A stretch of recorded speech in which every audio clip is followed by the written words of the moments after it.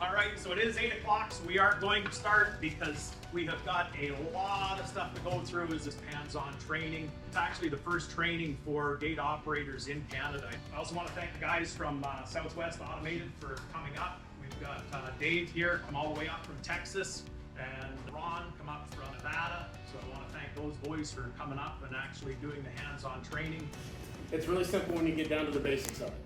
I can tell you, after I did the dig back here, I would definitely do a post with a pedestal mount. With a pedestal mount. I'll tell you with